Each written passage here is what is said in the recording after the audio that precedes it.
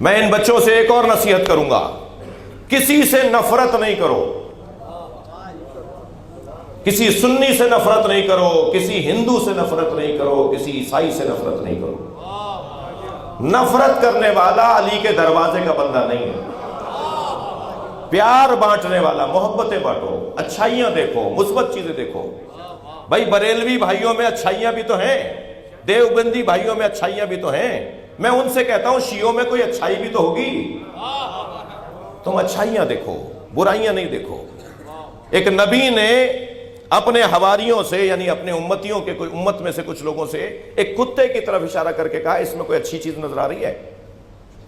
اس کے اندر کیڑے اٹھ رہے تھے، وہ جو ہے وہ زخمی تھا، اس کی بہت بری حالت تھی، تو سب نے کہا نہیں جی کوئی چیز اچھی نظر نہیں آ رہی ہے۔ حضرت فرمایا تمہیں اس کے چمکتے ہوئے دانت نظر نہیں آ رہے؟ کوئی اچھی چیز تو ڈھونڈ لو کسی کے اندر۔ میں اس آیت کی تفسیر میں بات کر رہا ہوں، موضوع سے ہٹ کر نہیں بول رہا۔ حسد کرنے والے عزیزان گرامی اپنا نقصان کر رہے ہوتے ہیں، محسود کو وہ اس کا کچھ نہیں بگاڑ پائیں گے۔ مجھے بتائیے جنہوں نے اہل بیت کے ساتھ ظلم کیا، کیا ہوا اہل بیت کے ساتھ؟ اللہ نے اور عزت بڑھا دی، اللہ نے اور ان کا احترام بڑھا دیا۔ وہ جیسے جیسے ظلم کا شکار ہوتے چلے گئے، ایسے ایسے معاشرے پر حاکم بنتے چلے گئے۔ بتائیے جتنا پیسہ علی کا ذکر روکنے کے لیے خرچ ہوا تاریخ میں، اتنا کسی اور پر خرچ ہوتا تو وہ میوزیم میں بھی نہ ملتا، لیکن جتنا آج علی کا احترام ہے معاشرے میں کسی کا ہے ہی نہیں احترام۔ اور اگر کوئی برابری کرنے کی بات بھی کر رہا ہوتا ہے تو اسی مسلک کا عالم اسے ٹوکتا ہے۔ ان کا احترام اپنی جگہ، مگر علی علی ہے، یعنی خود اسی کو اسی کے مسلک کا عالم کہتا ہے علی کے برابر بات نہیں کرو۔ ان کا مقام بہت بلند ہے، مگر علی کا مقام علی کا مقام ہے۔ توجہ چاہوں گا، نبی نے ایک سفر میں کسی سے کھجوریں اس نے کھلائی نبی کو، سرکار نے کھجوریں کھا کے فرمایا جب مدینے آؤ گے تو میں بھی تمہیں کھجوریں دوں گا۔ سرکار کی رحلت ہو گئی، وہ آ گیا، حضرت ابوبکر کا دور ہے، اس نے کہا نبی نے فرمایا تھا مدینے آؤ گے تو کھجوریں دوں گا۔ حضرت ابوبکر نے بے ساختہ کہا علی کو بلاؤ۔ مولا علی تشریف فرما ہوئے، حضرت ابوبکر نے فرمایا علی یہ کھجوریں مانگ رہا ہے، نبی نے اس سے وعدہ کیا تھا کہ مدینے آؤ گے تو کھجوریں کھلاؤں گا۔ مولا علی نے 3 مشت کھجوریں اس کے دامن میں ڈال دی۔ صحابہ اکرام نے پوچھا یا ابوبکر یہ کام تو آپ بھی کر سکتے تھے؟ فرمانے لگے جب میں غار میں نبی کے ساتھ تھا تو ساری رات یا اللہ کی باتیں ہوئی ہیں یا علی کی باتیں ہوئی ہیں۔ ساری رات سرکار نے مجھ سے اللہ کی بات کی ہے یا علی کی بات کی ہے، اور جو علی کی باتیں مجھ سے کی ہیں ان میں سے ایک بات نبی نے یہ فرمایا انا کفایا، میں نے کیوں کہا علی تم دے دو؟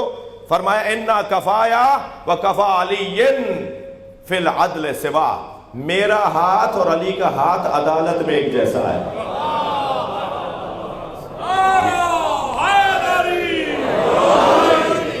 عزیزو حسد، خبردار بچوں سے عرض کر رہا ہوں، حسد کسی سے نہیں کرو۔ یہ وہ بیماری ہے جو اہل بیت کے دشمنوں میں پائی جاتی ہے، اہل بیت کے چاہنے والوں میں نہیں ہونی چاہیے۔ اس لیے کہ اہل بیت کے ساتھ حسد کی بنیاد پر اس آیت کی تفسیر میں مولا علی نے فرمایا کہ ہمارے ساتھ ایسا ہوا ہے۔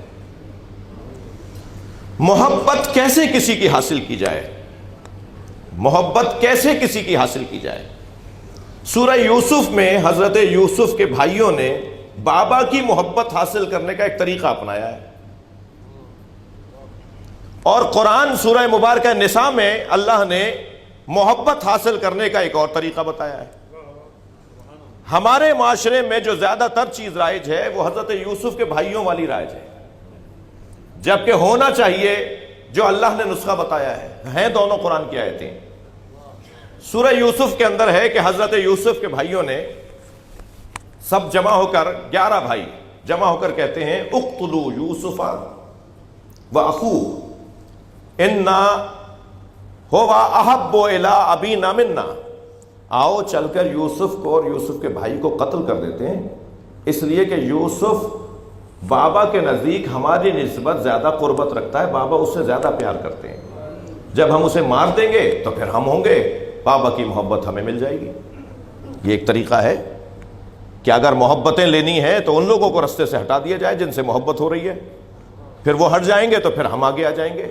یہ قرآن میں کچھ لوگوں نے سوچا تھا ایسا، اور ایسا کرنے کے لیے چلے گئے حضرت یوسف کو مارنے کے لیے، یعنی کسی کو ہٹا کر کسی کی جگہ، کسی کو اس کی جگہ سے ہٹا کر خود بیٹھنے سے اگر کوئی یہ سمجھے کہ میں اسے ہٹا کر خود بیٹھوں گا تو مجھے وہ مقام مل جائے گا، اس کی قرآن نے مذمت کی ہے۔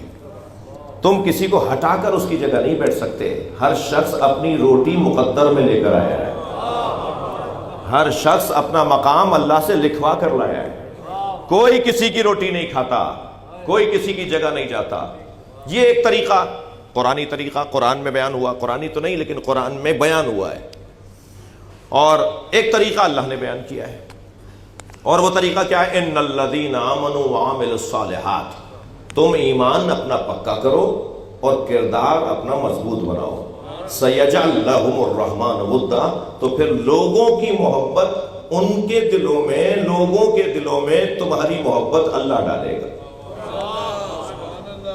تم اپنا ایمان مضبوط کرو اور تم اپنا کردار مضبوط کرو۔ سیجعل لہم الرحمن ودا، اللہ ان کے دلوں میں تمہاری محبت کو ڈالے گا۔